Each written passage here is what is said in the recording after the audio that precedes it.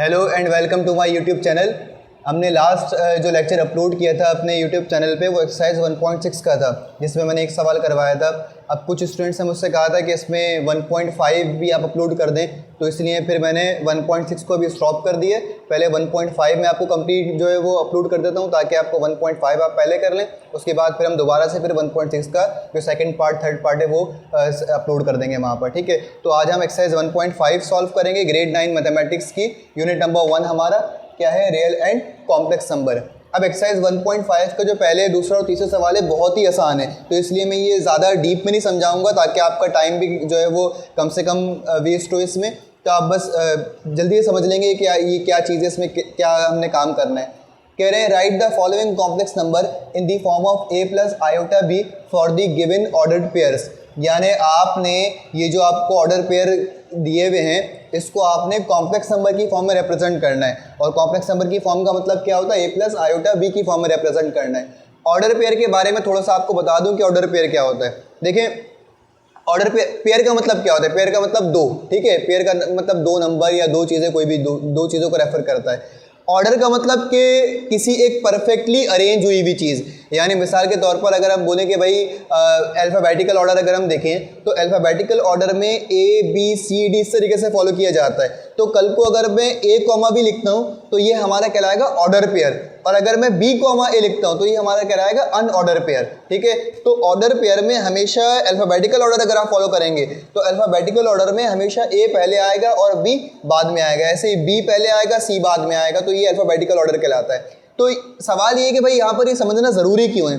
इसलिए ज़रूरी है क्योंकि यहाँ पर जब भी आपको सवाल में ऑर्डर पेयर दिया जाएगा तो आपको ये नहीं पता होगा कि इनमें से रियल पार्ट कौन सा है और इमेजिनरी पार्ट कौन सा है, क्योंकि आपको पता है कि कॉम्प्लेक्स नंबर में दो पार्ट होते हैं, एक पार्ट रियल पार्ट और दूसरा हमारा इमेजिनरी पार्ट। अब अच्छा, इमेजिनरी पार्ट जब कॉम्प्लेक्स नंबर की फॉर्म में लिखा हुआ होता है तो हम पहचान जाते हैं क्योंकि वहाँ पर आयोटा लगा हुआ होता है। अब जब इस फॉर्म में दिया जाएगा हमें ऑर्डर पेयर की फॉर्म में तो यहाँ पर आयोटा नहीं लगा हुआ। जब आयोटा नहीं लगा हुआ तो दोनों नंबर एक जैसे ही हैं, तो इसमें हम कैसे पहचानेंगे कि भाई रियल कौन सा है और इमेजिनरी कौन सा है। तो इसलिए हमें उन्होंने यहाँ पर लिख करके दे दिया है कि ये जो आपको सवाल दिए हुए हैं ये किस फॉर्म में है, ऑर्डर पेयर की फॉर्म में। ऑर्डर पेयर का मतलब कि ऑर्डर में अरेंज हुए हुए हैं, किसी भी अल्फ़ाबेटिकल ऑर्डर में या किसी भी जनरल ऑर्डर में।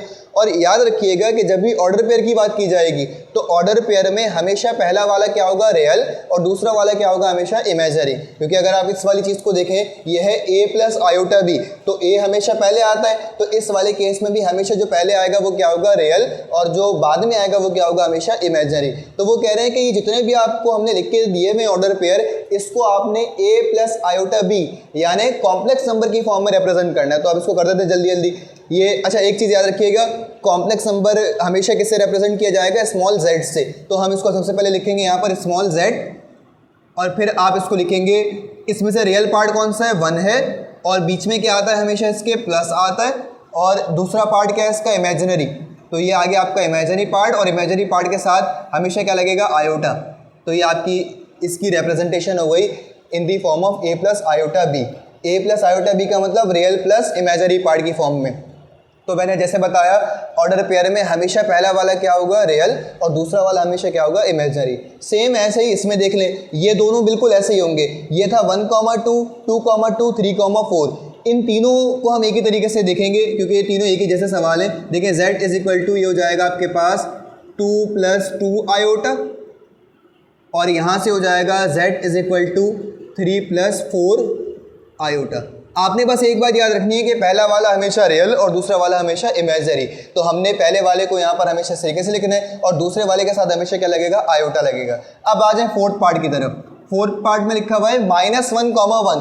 तो माइनस प्लस से आपको नहीं घबराना, आपको बस ये ध्यान में रखना है कि हमें इस फॉर्म में रिप्रेजेंट करना है। तो अगर माइनस लगा हुआ है तो जिसके साथ भी लगा हुआ होगा माइनस, आप उसके साथ लगा देंगे। यहाँ पर -1 जो है वो पहला वाला नंबर है, इसका मतलब रियल पार्ट के साथ माइनस हो, तो आप लिखेंगे यहाँ पर -1, और दूसरे वाले के साथ आप लिख देंगे इसके साथ आयोटा। अच्छा, बाज़ लोग इसको ऐसे लिखते हैं 1 आयोटा। तो भाई 1 आयोटा लिखें आप या आयोटा लिखें, बात तो एक ही है। जैसे हम अलजबरा में लिखते हैं x + y, तो यहाँ पर हम 1 थोड़ी लिखते हैं कि 1x 1y। हमें पता है कि ये एक x से एक y, तो यहाँ पर ये जो 1 दिया हुआ है इसकी जगह पर खाली आप आयोटा लिखेंगे। इस आयोटा का मतलब यही है कि 1 आयोटा, तो उसके साथ 1 लिखने की ज़रूरत नहीं है, तो ये इसका आंसर हो जाएगा। ठीक। -2, ये भी ऐसे ही होगा, z इज इक्वल टू -2 और +2 आयोटा। अब है आखिरी वाला -3, तो ये हो जाएगा आपके पास z is equal to -3 +4 iota.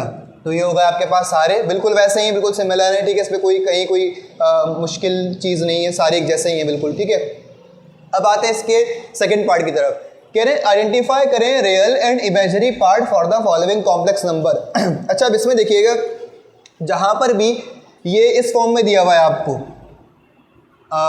यानी जहाँ पर भी आपको कॉम्प्लेक्स नंबर की फॉर्म में दिया हुआ है, वहाँ तो कोई छोटा बच्चा भी बता देगा कि भाई रियल कौन सा और इमेजिनरी कौन सा है, क्योंकि आपको पता है जिसके साथ आयोटा है वो हमेशा क्या होगा, इमेजिनरी। तो अगर आपसे यहाँ पर कहा जाए कि इस वाले में रियल कौन सा इमेजिनरी कौन सा है, तो आप लिखेंगे RE ब्रैकेट में small z is equal to 1, फिर IM ब्रैकेट में small z is equal to, अब ये क्या चीज़ है भाई, ये क्या है, RE और IM क्या है।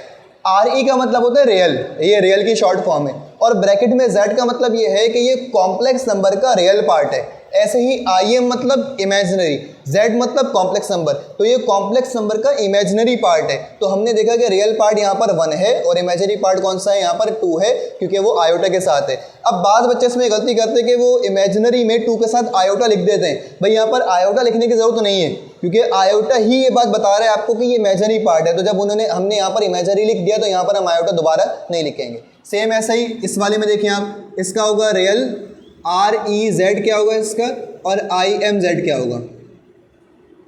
अच्छा, कभी कभार सवाल में पोजीशन इधर उधर हो जाती है नंबर की, लेकिन आपको इसलिए नहीं घबराना, क्योंकि आपको पता है कि जिसके साथ भी इमेजिनरी, जिसके साथ भी आयोटा होगा वो हमेशा क्या होगा, इमेजिनरी, और दूसरा वाला हमेशा क्या होगा, रियल। तो इसमें देख लें, पहले यहाँ पर आ गया आयोटा, तो इसका मतलब ये क्या है हमारे पास, इमेजिनरी, और बाद वाला क्या हो गया यहाँ पर, रियल। ठीक है, ठीक है। ऐसे ही ये वाला देख लें आप, REZ इसका होगा -1 और IMZ क्या होगा। अब की बार आप माइनस आयोटा नहीं लिखेंगे, बल्कि क्या लिखेंगे, -1, क्योंकि देखें आयोटा तो इमेजिनरी की रिप्रेजेंटेशन है ना, तो यहाँ पर कितने आयोटा है, आयोटा को कोफिशिएंट क्या होगा यहाँ पर 1, तो इसका मतलब यहाँ पर -1 है इमेजिनरी नंबर। इस वाले को देखें ज़रा, ये हमारे पास है ऑर्डर पेयर की फॉर्म में, ये कॉम्प्लेक्स नंबर की फॉर्म में नहीं है। तो ऑर्डर पेयर की फॉर्म में हमें कैसे पता चलेगा, मैंने अभी पिछले सवाल में बताया कि रियल कौन सा होगा, इमेजिनरी कौन सा होगा। यहाँ पर पहला वाला हमेशा क्या होगा, रियल, और दूसरा वाला हमेशा क्या होगा, इमेजिनरी। तो ये होगा REZ यानी real part of complex number, IMZ मतलब imaginary part of complex number. ये होगा आपके पास -5 और ये वाला होगा 6। अब इस आखिरी सवाल पे आ जाए, 5वें सवाल पे। वैसे इसका एक और सवाल था, छठा पार्ट भी है, बट वो क्योंकि इन जैसा ही है तो मैंने इसको यहाँ पर लिखना ज़रूर नहीं समझा। अगर आप ये 4 पार्ट कर लेते तो आप वो ऑलरेडी खुद ब खुद कर लेंगे, ठीक है, तो वो आपका एज ए होमवर्क हो गया। ये वाला देखें, इसमें एक स्टेप आपको इजाफी करना पड़ेगा। वो क्या कि यहाँ पर ये माइनस और ये माइनस आपस में मल्टीप्लाई हो रहे हैं, तो हमें करना पड़ेगा -3/4 माइनस माइनस प्लस 4/5 आयोटा। अच्छा, बाद लोग ये गलती करते हैं इसमें कि इसको ऑब्जर्व किया, यहाँ से उठाया कि भाई ये रियल पार्ट है, और यहाँ से उठाया कि आयोटा के साथ इमेजिनरी पार्ट है, तो ये गलती है।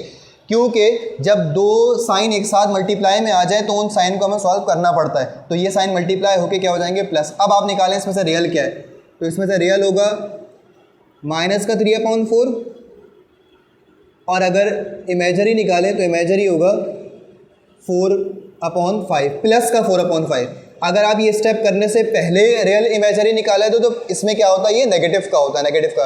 तो इसका मतलब ये कि हमें ये स्टेप लाजमी करना होगा कि इन साइन को आपस में मल्टीप्लाई करना पड़ेगा। तो यहाँ पर हमारा दूसरा सवाल कंप्लीट हो गया। अब आ जाए तीसरे सवाल की तरफ। ये कह रहे हैं find the conjugate of the following complex number. Conjugate क्या होता है, अगर किसी ने 1.6 वाला लेक्चर देखा है मेरा, तो मैंने उसमें बताया कॉन्जुगेट का मतलब इमेजिनरी पार्ट की साइन चेंज। तो यहाँ पर हमने क्या करना है कि जहाँ पर भी आपको इमेजिनरी पार्ट नज़र आएगा आप वहाँ पर उसकी साइन चेंज कर देंगे। साइन चेंज का मतलब प्लस में है तो माइनस में हो जाएगा, माइनस में है तो फिर प्लस में हो जाएगा। यहाँ पर देखें find the conjugate of the following. अच्छा, उसके लिए कुछ स्टेप आपको फॉलो करने पड़ेंगे, जो कि एक टेक्निक है। हालांकि ये सवाल पेपर में नहीं आते, लेकिन फिर भी आपको एक जो प्रॉपर तरीका होता है वो आपको पता होना चाहिए। क्या, सबसे पहले आप इसको लिखें कॉम्प्लेक्स नंबर की फॉर्म में, let z is equal to 3 + 2 iota, क्योंकि आपको पता है कॉम्प्लेक्स नंबर हमेशा z से रिप्रेजेंट किया जाता है। अब आप इस पर अप्लाई करें, ये इसका लिखने टेकिंग कॉन्जुगेट या अप्लाइंग कॉन्जुगेट की बात है, तो आप लिखें टेकिंग कॉन्जुगेट, तो ये हो जाएगा z बार, ये हो जाएगा 3 - 2 आयोटा और इसका बार, और जो इसका आंसर आएगा z बार का वो आएगा 3 + का 2 आयोटा। यानी ये जो बार हमने लगाया है बेसिकली कॉन्जुगेट एक किस्म का ऑपरेशन है। ये क्या करता है, ये आपके हमेशा इमेजरी पार्ट के साइन इमेजरी जो पार्ट है आपका उसका हमेशा साइन चेंज कर देता है। तो ये जो हमने बार लगाया, जो कॉन्जुगेट लगाया, इस कॉन्जुगेट ने इसका जो साइन है वो क्या कर दिया, चेंज कर दिया। नेगेटिव में था तो क्या बना दिया, पॉजिटिव बना दिया। अब ये मैंने समझा दी कि तरीका क्या होगा उसको सॉल्व करने का। अब मैं इन सब के डायरेक्ट आंसर लिख रहा हूँ। देखिए 4, 9, अच्छा इस वाले को कर रहे हैं क्योंकि ये ऑर्डर पेयर की फॉर्म में, तो इसको भी कैसे करेंगे, इसको लिखेंगे आप लेट z = 4 + 9 आयोटा। पहला हमेशा रियल, दूसरा हमेशा इमेजरी। अब टेकिंग कॉन्जुगेट या अप्लाइंग कॉन्जुगेट, तो ये हो जाएगा z बार और इसका डायरेक्ट आंसर लिख रहा हूँ मैं 4 - 9 आयोटा। अब इनके डायरेक्ट कॉन्जुगेट ले लें आप। इसका कॉन्जुगेट क्या आएगा, पहले ये लिखा कैसे जाएगा, z की फॉर्म में ये लिखा जाएगा -1 + आयोटा, क्योंकि 1 का मतलब एक ही आयोटा है यहाँ पर, ठीक है। अब इसका जब कॉन्जुगेट लेंगे तो ये हो जाएगा z बार और -1 - का आयोटा। फिर इस वाले को देखिए -1 - आयोटा है, तो ये ऐसे लिखा हुआ होगा -1 - आयोटा, तो z बार इसका हो जाएगा -1 और प्लस आयोटा। फिर उसके बाद ये वाला देखें z = का 3/4 और प्लस का 4/5 आयोटा, तो इसका जब आप कॉन्जुगेट लेंगे ये हो जाएगा का 3/4 और का 4/5 आयोटा। फिर उसके बाद ये आखिरी पार्ट इसका ये होगा z = 3 आयोटा + 1, एक ही बात है, अगर आप इसको 1 + 3 आयोटा लिखें या 3 आयोटा + 1 लिखें एक ही बात है। और ये हो जाएगा का 3 आयोटा + 1, लेकिन क्योंकि जर्नल फॉर्म में लिखना ज़रूरी होता है तो अगर हम इसको जर्नल फॉर्म में लिखेंगे तो ये हो जाएगा z बार, रियल पार्ट हमेशा आपको पता है पहले आता है तो 1 पहले आ जाएगा और ये बाद में चला जाएगा 1 - 3 आयोटा। ये भी सही है, ये भी सही है, लेकिन ये स्टैंडर्ड फॉर्म है तो ये ज़्यादा ऑथेंटिक है। तो यहाँ पर हमारे इसके 3 सवाल कंप्लीट हो गए। अब बढ़ते हैं इसके चौथे सवाल की तरफ जो कि बहुत ईजी है, वो भी उसमें डबल कॉन्जुगेट हमें मालूम करना है, ठीक है। तो अब चलते हैं इसके क्वेश्चन नंबर 4 की तरफ। ये है हमारे पास verify that z double conjugate, ये जो इसके ऊपर डबल बार बनी हुई है इसका मतलब होता है डबल कॉन्जुगेट, ठीक है, is equal to z for the following complex number.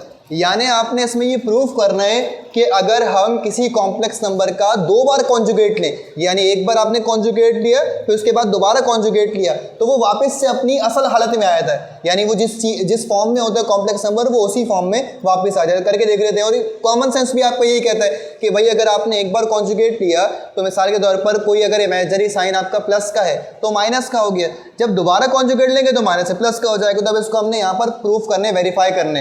तो इन सवालों में आप सॉल्व नहीं लिखेंगे बल्कि क्या लिखेंगे, वेरीफाई, वेरिफिकेशन लिख सकते हैं आप, वेरीफाई लिख सकते हैं, ठीक है। तो सबसे पहले आपने काम करना है कि इसको सपोज करना है। सपोज क्या मतलब, इसको आपने लेट करना है z के बराबर, यानी कॉम्प्लेक्स नंबर की फॉर्म में आपने लिखना है इसको। ये हो जाएगा लेट z = 4/7 + 9/10 आयोटा। अब आपने इस पर अप्लाई कर दिया कॉन्जुगेट,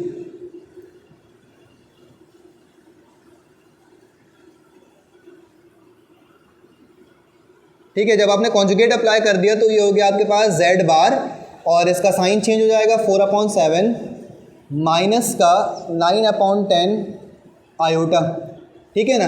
अब आपने क्या करना है कि इसका दूसरी बार कॉन्जुगेट लेना है, तो आप लिखेंगे अगेन अप्लाइंग कॉन्जुगेट। जब आप दोबारा अप्लाई करेंगे तो ये हो जाएगा z बार = 4/7 और माइनस का था तो अब क्या हो जाएगा प्लस का, और ये हो जाएगा z डबल बार। तो आप यहाँ पर ऑब्जर्व करें कि आपके पास कॉम्प्लेक्स नंबर जो था वो था 4/7 + 9/10 आयोटा। जब आपने इसका 2 बार कॉन्जुगेट ले लिया तो इसका आंसर क्या आया, 4/7 + का 9/10 आयोटा। इसका मतलब ये हुआ कि हैंस z डबल बार = z बार, यानी z डबल बार का जो आंसर आया है वो z बार का आंसर है। तो आप लिखेंगे हैंस वेरीफाइड। अब सारे सवाल इसके ऐसे होंगे, इसलिए मैंने इसके कुछ कुछ पार्ट जो है वो बीच में से मिस कर दिए हैं। जैसे इसका सेकंड पार्ट मैं नहीं करवा रहा, सेकंड पार्ट बिल्कुल ऐसे ही जैसा इसका ये फर्स्ट पार्ट है, तो इसलिए मैंने उसको स्किप कर दिया। अब आ जाए थर्ड पार्ट की तरफ, थोड़ा सा चेंज है। चेंज क्या है मतलब, इसमें फ्रैक्शंस आपको दोनों चीज़ें फ्रैक्शंस में नहीं दी हुई, ठीक है। ये आपको फ्रैक्शन में दिया हुआ, ये भी फ्रैक्शन में, लेकिन बज़ाहिर आपको ये फ्रैक्शन में नज़र नहीं आ रहा। तो अब इसको सॉल्व करें। ये हो जाएगा let z is equal to 1/2 minus का 3 आयोटा, ये आपका z आ गया। अब इसका अप्लाई करेंगे कॉन्जुगेट। जब आपने अप्लाई किया कॉन्जुगेट तो ये हो जाएगा z bar is equal to 1/2, imaginary की साइन चेंज, तो ये हो गया प्लस का 3 आयोटा। अब आप लिखेंगे अगेन अप्लाइंग कॉन्जुगेट। जब आप दोबारा अप्लाई करेंगे तो ये हो जाएगा z डबल बार और ये हो जाएगा 1/2 माइनस का 3 आयोटा। तो देखें जो आंसर z का है वही क्या है, z डबल बार का, इसका मतलब हैंस वेरीफाइड। ये आप लाजमी लिखेंगे हर सवाल में कि z डबल बार बराबर आया है z के, और ये चीज़ हमने क्या कर ली, वेरीफाई कर ली। अब आ जाए थर्ड पार्ट की तरफ। थर्ड पार्ट में एक स्टेप आपको इजाफी करना पड़ेगा। वो क्या, आपने पहले इसको देखना है कि ये हो गया माइनस का 2, देखें ये माइनस का 3, इस माइनस का 10 से क्या हो रहा है, मल्टीप्लाई, तो माइनस माइनस प्लस 3 इंटू 10 कितना हो गया 30, और डिवाइडेड बाय 9, और ये आ गया आयोटा। ये इसका पहला स्टेप है। क्या किया हमने, ये माइनस का 3 मल्टीप्लाई हो रहा था इस 10 के साथ, तो आपने लिखा माइनस का 3, माइनस को पहले माइनस से किया, माइनस माइनस प्लस 3 को 10 से किया, कितना हो गया 30 डिवाइड बाई 9, और ये आयोटा आ गया। अब इसको हम लिखेंगे z की फॉर्म में, तो ये हो गया माइनस का 2 प्लस का 30/9 आयोटा, ये z आ गया आपके पास, ठीक है। आप लिखेंगे अप्लाइंग कॉन्जुगेट। जब आप अप्लाई करेंगे कॉन्जुगेट तो ये हो जाएगा z बार माइनस का 2 माइनस का 30/9 आयोटा, फिर अगेन, अब ये पूरा नहीं लिख रहा है मैं, आपको पता है कि इसमें क्या करना है, again apply conjugate, z double बार हो जाएगा और माइनस का 2 प्लस का 30/9 आयोटा। तो देखें z और z डबल बार का आंसर सेम है, ये z का आंसर है, z डबल बार का आंसर है, तो हैंस वेरीफाइड। और z double bar is equal to z। अब आ जाए इस सिक्स पार्ट की तरफ। इसमें से भी मैंने फोर्थ पार्ट मिस किया हुआ क्योंकि फोर्थ पार्ट सेम ही है, तो सिक्स पार्ट देखें। ये होगा let z is equal to 4x plus 3 iota y, ये आपके पास z की वैल्यू आ गई। अप्लाई करेंगे कॉन्जुगेट, ये हो जाएगा अप्लाइंग कॉन्जुगेट। अप्लाई किया आपने, ये हो गया z bar is equal to 4x minus का 3 आयोटा y। फिर आप अगेन करेंगे अप्लाई इस पर, तो ये हो जाएगा z डबल बार 4x प्लस का 3 आयोटा y। देखें दोनों के आंसर सेम है, तो हम यहाँ पर लिखेंगे hence verified. z double bar is equal to z, ये आंसर। तो ये भी सवाल पेपर के लिए इतने इंपॉर्टेंट नहीं है, बट ये है कि आ भी सकते हैं। वैसे अब तक तो नहीं आए हैं, लेकिन ये है कि आपको आने चाहिए इस तरीके के सवाल भी, ताकि आपका कॉन्सेप्ट क्लियर हो। अब इसका क्वेश्चन 5 जो है, जो इसका आखिरी क्वेश्चन है, उसकी तरफ चलते हैं और फिर उसको कंप्लीट करके हमारी जो एक्सरसाइज 1.5 है वो हमारी ख़त्म हो जाएगी। ठीक है, अभी स्टार्ट करते हैं हम अपना क्वेश्चन नंबर 5। ये है find the values of x and y when. यहाँ पर हमें कुछ अननोन वेरिएबल्स दिए हुए x और y, और हमसे कहा गया कि उनकी वैल्यूज़ हमें मालूम करनी है। तो इसको सॉल्व ऐसे करेंगे, बहुत आसान से सवाल है, बहुत इजी, अगर आपको समझ में आ जाए तो। क्या है कि जो भी आपको वेरिएबल की वैल्यू मालूम करनी होगी, उसके लिए खाली आपने ये ध्यान में रखना है कि रियल पार्ट को आप अलग सॉल्व करेंगे और इमेजिनरी पार्ट को आप अलग सॉल्व करेंगे। कैसे, देखिए यहाँ पर लिखा हुआ है x plus y iota is equal to minus का 5 प्लस का 5 आयोटा। तो इक्वालिटी वाले केस में हम ये सपोज कर सकते हैं, एज्यूम कर सकते हैं कि हमारे पास ये जो x है ये बराबर है किसके, हियर x बराबर है हमारे पास -5 के, और ये जो y आयोटा है ये हमारे पास बराबर है 5 आयोटा के। जब भी आपके पास इक्वालिटी में कोई चीज़ लिखी हो तो इक्वालिटी में इस तरीके से सपोजिशन की जा सकती है, क्योंकि आपको पता है कि यहाँ पर आयोटा नहीं है, यहाँ पर भी आयोटा नहीं है, इसका मतलब ये दोनों क्या है, रियल पार्ट्स हैं, और ये दोनों के साथ आयोटा है, इसका मतलब ये इमेजिनरी पार्ट है। तो हमने रियल को अलग कर दिया यहाँ से और इमेजिनरी को अलग कर दिया। अब देखें, हमें y आयोटा की वैल्यू मालूम नहीं करनी, खाली y की मालूम करनी है। तो यहाँ से आप आयोटा से ये आयोटा कैंसिल आउट हो सकता है, तो ये हो जाएगा y बराबर 5 के।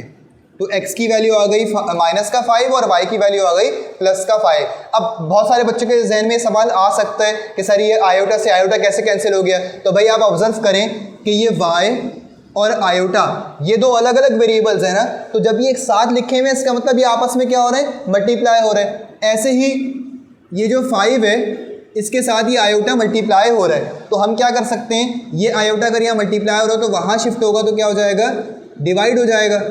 तो ये डिवीजन में आपको पता है कैंसिलेशन हो जाती है। तो इस तरीके से फिर हमने वहाँ पर डायरेक्टली इसको क्या कर दिया, कैंसिल आउट कर दिया। तो हमारे पास x और y की वैल्यूज आ गई। अब देखें इसका सेकंड पार्ट, ये लिखा हुआ है x square plus iota y square, 16/9 9/25 iota. तो इस एक्स स्क्वायर को हम इसके बराबर सपोज कर लेंगे क्योंकि ये दोनों क्या है हमारे पास, रियल हैं। आयोटा वाई स्क्वायर को हम इसके बराबर सपोज कर लेंगे क्योंकि दोनों के साथ क्या लगा हुआ है, आयोटा, मतलब ये क्या है, इमेजिनरी पार्ट है। तो लिखें यहाँ पर हियर एक्स स्क्वायर बराबर है आपके पास 16/9 के, और y square iota y square बराबर है आपके पास 9/25 आयोटा के। ठीक है ना। अब देखें इसको, पहले इस वाले पार्ट को सॉल्व कर लेते हैं। यहाँ पे हमें एक्स स्क्वायर मिल रहा है तो हमें तो एक्स स्क्वायर की वैल्यू नहीं चाहिए, एक्स की वैल्यू चाहिए। तो हम मैथ्स में काम करते हैं, जब भी हमें स्क्वायर कैंसिल आउट करवाना होता है यानी स्क्वायर हटाना होता है तो हम इसके ऊपर रूट अप्लाई कर देते हैं, अंडर रूट। तो आप यहाँ पर लिखें टेकिंग, यहाँ पर आप लिखेंगे टेकिंग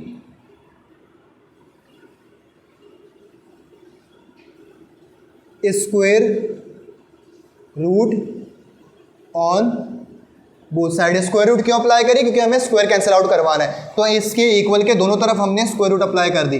तो यहाँ पर आ जाएगा अंडर रूट स्क्वायर रूट और एक्स स्क्वायर, और ये आ जाएगा 16/9। स्क्वायर से रूट क्या होता है, ख़त्म हो जाता है। तो हमारे पास आ जाएगा x। अच्छा 16 का रूट क्या होगा, जब आप 16 का रूट निकालेंगे ये हो जाएगा 4, और 9 का रूट निकालेंगे आप तो ये हो जाएगा 3। और जब भी रूट निकालते हैं तो हम यहाँ पर लिख देते हैं प्लस माइनस, क्योंकि हमें ये नहीं पता कि इसकी वैल्यू प्लस में आएगी या माइनस में। तो हमारे पास जो दोनों पॉसिबल वैल्यूज़ होती हैं हम दोनों लिख देते हैं। ये जो आपको पता है कि हमने पीछे प्रीवियस क्लासेस में सॉल्व किया हुआ है कि स्क्वायर और रूट जो है, स्क्वायर रूट ये एक दूसरे के रेसिप्रोकल होते हैं। तो जब हम अप्लाई करते हैं तो ये क्या होते हैं, कैंसिल आउट। ऐसे ही ये 16 जो है ये किसका स्क्वायर है, 4 का। तो इसका मतलब ये हो गया कि अगर 4 का स्क्वायर 16 है तो 16 का रूट क्या होगा, 4। अगर 3 का स्क्वायर 9 है तो 9 का रूट क्या हो जाएगा, 3 हो जाएगा। ठीक है, ये आ गई हमारे पास x की वैल्यू। अब y की तरफ आ जाएं। सबसे पहले हमने क्या करना है, यहाँ पर आयोटा से आयोटा कैंसिल आउट कर देना है। अब बचा वाई स्क्वायर बराबर 9/25 के। तो अब अगला काम क्या होगा, taking square root on both sides. तो वाई स्क्वायर पे आपने रूट अप्लाई कर दी और यहाँ पर ये आपने अप्लाई कर दी एक रूट 9 पर और 25 पर। तो अब आप देखें ये ख़त्म हो गया। तो यहाँ पर हमारे पास आ गया y, और अब जो वैल्यू आएगी आपके पास वो आएगी प्लस माइनस में। ठीक है, क्योंकि आप रूट मालूम कर रहे हैं। तो भाई 3 का 9 किसका स्क्वायर है, 3 का। तो इसका मतलब 9 का रूट क्या आएगा, 3 आएगा। 25 किसका स्क्वायर है, 5 का। इसका मतलब 25 का रूट क्या आएगा, 5 आ जाएगा। तो ये y की वैल्यू आ गई आपके पास। अब आ जाए तीसरे पार्ट की तरफ। यहाँ पर भी वैसे होगा, पहले रियल और इमेजिनरी पार्ट अलग अलग कर लें आप। ये लिखा हुआ है हेयर वाई स्क्वायर बराबर आ गया आपके पास 121 के, और ये जो x/3 आयोटा है ये बराबर आ जाएगा आपके पास माइनस के 9/5 माइनस का 9/5 आयोटा के। तो इसमें आपने सॉल्व करना है। इसमें तो सिंपल क्या होगा, खाली आपने रूट अप्लाई करना है बस। तो यहाँ पर लिखेंगे taking square root on both sides. तो ये हो जाएगा वाई स्क्वायर पर रूट और यहाँ से 121 पर रूट, ठीक है। तो स्क्वायर से रूट ख़त्म हो गया, ये आ गया y, और अब जो आंसर आएगा इसका वो प्लस माइनस में आएगा।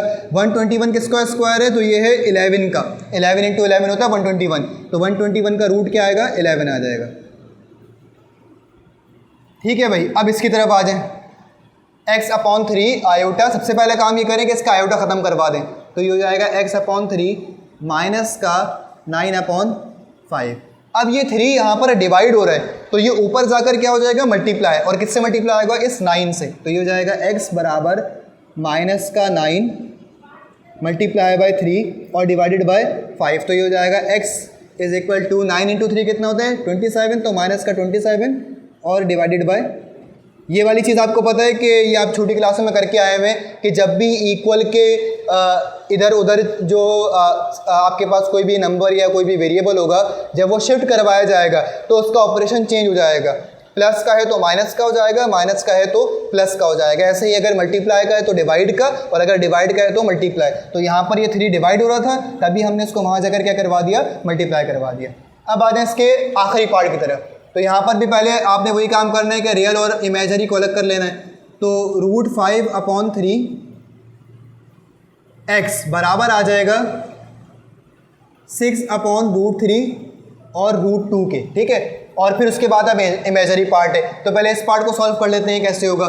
देखें, ये 3 यहाँ पर डिवाइड हो रहा, तो ये वहाँ जाकर मल्टीप्लाई होगा। ये √5 यहाँ पर मल्टीप्लाई हो रहा है x के साथ, तो यहाँ पर आकर क्या होगा, डिवाइड। तो पहले हम इस वाली चीज़ को मान ले जाते हैं, तो ये आपके पास √5x बचेगा। ये वाला 3 यहाँ पर डिवाइड हो रहा है, इक्वल के बाद शिफ्ट करवाया आपने, तो ये मल्टीप्लाई करवा दिया, ठीक है। और ये आ गया आपके पास √2। अब इस √5, ये √5x के साथ क्या हो रहा है, मल्टीप्लाई, तो वहाँ शिफ्ट करवाएंगे तो क्या हो जाएगा, डिवाइड। तो x बराबर 3 इंटू 6 कितना होता है, 18, तो ये हो गया 18 √3। अच्छा, ये √5 जब नीचे आएगा तो ये √2 के साथ क्या हो जाएगा, मल्टीप्लाई। और जब आप इन दोनों रूट्स को मल्टीप्लाई करवाएंगे तो ये हो जाएगा आपके पास 18 √3 ऐसे ही रहेगा। ये दोनों एक रूट में आ जाएंगे, यानी 2 इंटू 5, और ये कितना हो जाएगा, x बराबर 18/√3, और ये हो जाएगा रूट में 2 इंटू 5 कितना हो गया, 10, ठीक है। तो ये इसका सॉल्यूशन हो गया। अच्छा, एक चीज़ याद रखिएगा कि रूट में अगर अलग अलग वैल्यूज़ हैं तो वो आपस में मल्टीप्लाई और डिवाइड तो हो सकती हैं, लेकिन प्लस माइनस नहीं हो सकती, ठीक है। तो ये प्लस माइनस में अगर ये √2 होता और ये √5 होता और यहाँ पर बीच में प्लस का साइन होता, तो ये आपस में प्लस या माइनस नहीं हो सकते थे, ठीक है। अब आ जाएं इसके सेकंड उसकी तरफ। ये तो आपकी x की वैल्यू आ गई। अब हमें y की वैल्यू निकालनी है। तो y की वैल्यू निकालने के लिए आप क्या करेंगे, 6√3/√2 को बराबर लेंगे किसके, 2√2/9 आयोटा के। और यहाँ पर यहाँ पर है ये माइनस का 3/√2 y आयोटा। ये वाली चीज़ जो है वो इसके बराबर आ जाएगी। पहला काम आयोटा से आयोटा कैंसिल आउट करवाना, माइनस का 3y। अच्छा, ये √2 यहाँ पर डिवाइड हो रहा है, तो वहाँ शिफ्ट होगा तो मल्टीप्लाई हो जाएगा। तो 2 इंटू 2 मल्टीप्लाई बाय, इसको यहाँ से थोड़ा सा हमें स्पेस चाहिए, मल्टीप्लाई बाय √2 और डिवाइडेड बाय 9, ठीक है भाई। अब ये रूट में सेम वैल्यूज़ हैं, तो ये एक रूट में आ जाएंगी और मल्टीप्लाई हो रहे हैं, तो आप 2 ऐसे लिखेंगे, ये एक ही रूट में आ जाएंगे, 2 मल्टीप्लाई बाय 2 डिवाइडेड बाय 9। देखें, ये 2 हैं जो आपस में मल्टीप्लाई हो रहे हैं, तो ये दोनों रूट वाले हैं, तो एक ही रूट में आ जाएंगे 22, और 22 कितना होता है, 4। याद रखिएगा, रूट के अंदर किसी भी नंबर का अगर पेयर बन जाए तो उस नंबर पे से रूट ख़त्म हो जाती है, यानी वो नंबर एक ही बार आ जाता है। यानी अगर मैं कहूँ कि ये पेयर बन जाएगा तो ये हो जाएगा 3/2, और यहाँ से बाहर आ जाएगा 2, और ये हो जाएगा डिवाइडेड बाय 9। 2 इंटू 2 कितना होता है, 4, ये हो जाएगा 4/9। अच्छा, अब देखें, ये जो 3 है आपके पास, ये 3y के साथ मल्टीप्लाई हो रहा है, तो वहाँ शिफ्ट करवाएंगे आप, तो ये डिवाइड हो जाएगा, डिवाइड में जाकर 9 से मल्टीप्लाई हो जाएगा।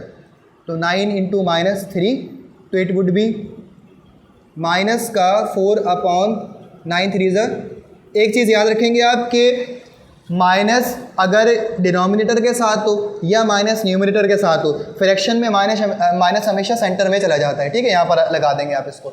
एक और चीज़ आप याद रखेंगे, बहुत सारे बच्चों को शायद ये वाला पार्ट समझ में ना आया हो कि ये जो √2 मैंने सॉल्व किया है इसमें 2 कैसे आ गया। तो भाई इसको मैं आपको यहाँ पर करके दिखा देता हूँ कि कैसे हुआ होगा।